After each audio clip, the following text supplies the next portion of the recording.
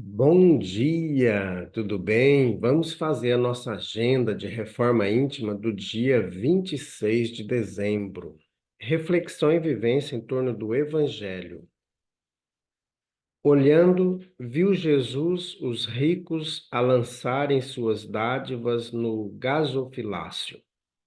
Viu também uma viúva pobre deitar ali 2 pequenas moedas. Disse então: Em verdade vos digo que esta pobre viúva deu mais do que todos os outros. Lucas 21, 1 a 3. Meta do mês: cultivar o bom ânimo e ligar-se a Jesus. Colaboremos no bem com o entusiasmo de quem reconhece a utilidade da própria ação nos círculos do serviço, mas sem paixões destruidoras que nos amarrem às ilhas do isolacionismo. Emmanuel, na obra Vinha de Luz. Meta do dia: estimule o bom ânimo nos seus familiares, cultivando atitudes de alegria, otimismo e esperança. Sugestão para sua prece diária: prece rogando otimismo, alegria e esperança. Amado Mestre Jesus, nós nos colocamos diante de Ti nesta manhã para agradecer pelo descanso do nosso corpo físico, pelo estudo no mundo espiritual, durante o sono, e para agradecer por mais um dia, por mais uma oportunidade de nos melhorar. Queremos também pedir, Jesus, que nos dê sempre, nos conserve sempre no otimismo, na alegria e na esperança. Graças a Deus. Meus amigos, hoje, terça-feira, é dia de reunião pública em nossa casa espírita, a partir das 8 horas da noite. Então, você é o nosso convidado. E o tema de hoje é um tema muito importante e de grande reflexão: gratidão. Então, venha participar conosco. A gente sempre pede para chegar um pouquinho mais cedo, para harmonizar, tanto os irmãos que chegam pelo Zoom, quanto os que chegam presencial em nossa casa espírita. A Casa Espírita Amigos da Paz está sediada no bairro Jardim Primavera, no final da Avenida Brasil. Você quer mais esclarecimento? Entre em contato conosco pelo WhatsApp 66 98466 7110. Meus amigos, no mês de fevereiro nós vamos começar os cursos em nossa casa espírita. Se programe, se prepare, coloque aí na sua agenda e venha conhecer o Espiritismo. Participe conosco. Meus amigos, nós estamos estudando a obra O Evangelho por Emmanuel, Comentários ao Evangelho segundo Lucas. Assim, portanto, todo aquele que dentre vós não renuncia a todos os seus próprios bens, não pode ser meu discípulo. Lucas, capítulo 14, versículo 33. Pergunta 66 do livro O Consolador. Pergunta: o preceito evangélico: assim, pois, aquele que dentre vós não renunciar a tudo que tem, não pode ser meu discípulo, deve ser interpretado no sentido absoluto? Resposta: ainda esse ensino do Mestre deve ser considerado no seu divino simbolismo. A fortuna e a autoridade humanas são também caminhos de experiências e provas, e o homem que as atirasse fora de si arbitrariamente procederia com a noção da irresponsabilidade, desprezando o ensejo do progresso que a providência divina lhe colocou nas mãos. Todos os homens são usufrutuários dos bens divinos e os convocados ao trabalho de administração desses bens devem encarar a sua responsabilidade como problema dos mais sérios da vida. Renunciando ao egoísmo, ao orgulho, à fraqueza, às expressões de vaidade, o homem cumprirá a ordenação evangélica.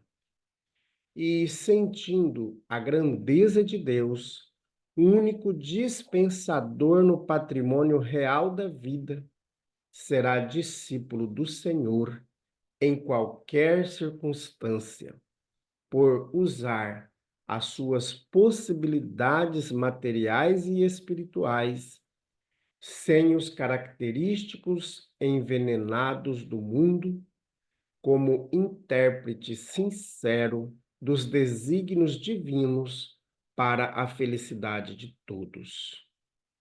Comunicação de Emmanuel, publicada no livro O Consolador, da editora FEB, na pergunta 66.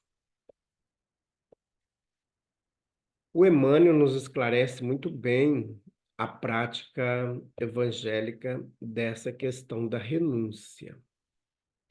E é bom a gente lembrar que os apóstolos, os seguidores do Cristo, eles trabalhavam constantemente. Pode ver que os pescadores pescavam durante o dia e à noite Jesus reunia com eles.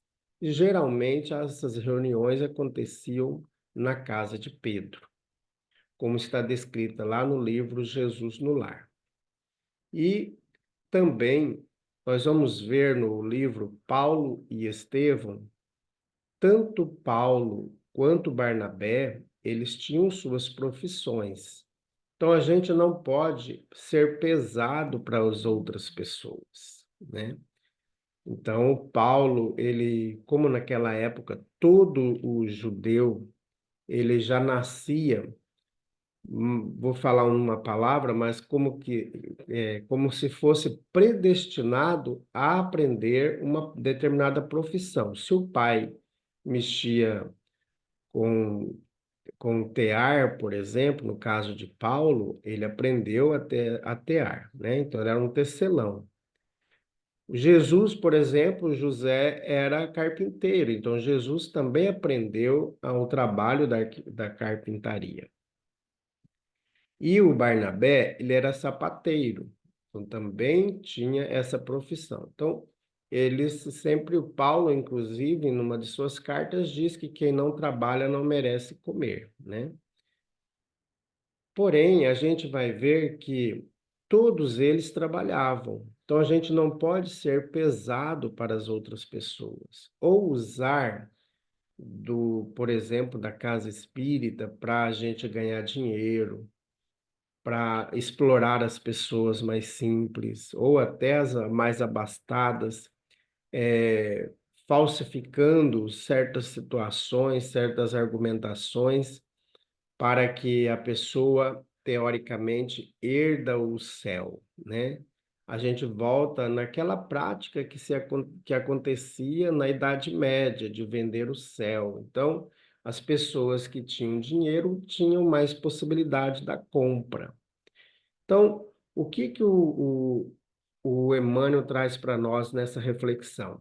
Que nós devemos colocar o nosso trabalho a serviço das pessoas e também o nosso trabalho ele serve de um processo de resgate, de prova nossa, né? Então, às vezes a gente assume certos cargos de liderança em empresa, em órgãos públicos, nesse assumir esses cargos eles devem ser colocados numa situação de uma experiência, de provas para a gente. Então, ali, trabalhar com honestidade, com tranquilidade, sem oprimir as pessoas, porque desprezar o trabalho seria uma irresponsabilidade nossa, porque desprezar essa oportunidade do progresso nosso também, do nosso melhoramento espiritual,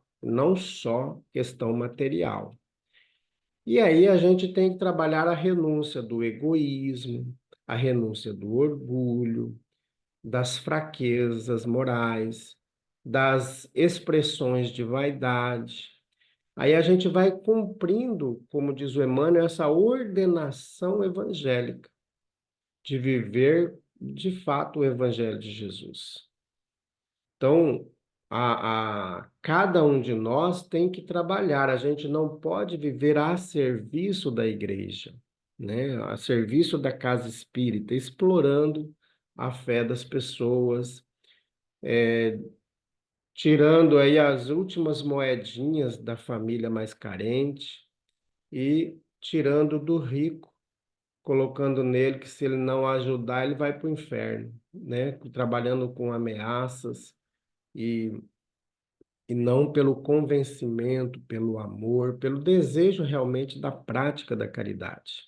Seria para a gente que está à frente da casa espírita, por exemplo, se beneficiar com aquela doação. E não é isso que Jesus pede a cada um de nós. Então, nós temos que nos esforçar cada vez mais para viver a prática evangélica do Cristo. Se nós não estamos cumprindo com esse regramento de Jesus, nós estamos usurpando a nossa vocação. Então, tudo que foi dado para nós é dado como se fosse usufrutuário, ou seja, nós não somos donos de nada, nem da nossa inteligência, nem da nossa sabedoria. Tudo é dado para nós. Nem da nossa mediunidade nós somos donos, nem da riqueza, nem da terra que a gente tem, ou da casa que a gente tem. Nós só estamos ali por um tempo. Então, nós somos só usufrutuário. Então, meus amigos, que nós possamos a cada dia trazer essas reflexões na nossa vida e daqui por diante modificar-nos, né? Dá tempo. Se a gente desencarnar amanhã, pelo menos a gente começou um processo de melhoramento. Então vamos fazer prece e agradecer a Jesus. Meus amigos, então vamos nesse momento fazer nossa oração de agradecimento, de encerramento desse momento. Elevemos os nossos pensamentos, os nossos sentimentos a Jesus. Amado Mestre Jesus, nós queremos agradecer por ter estado sempre conosco. E queremos também, Jesus, colocar em tuas mãos todas as famílias, todos os nossos familiares, nossos parentes, nossos amigos, os conhecidos, aqueles que convivem conosco no ambiente de trabalho. Que todos nós, Jesus, possamos sempre estar ligados a Ti. Graças a Deus, que Deus seja louvado. Meus amigos, tenhamos um bom dia, fiquemos em paz e que Deus nos abençoe a todos.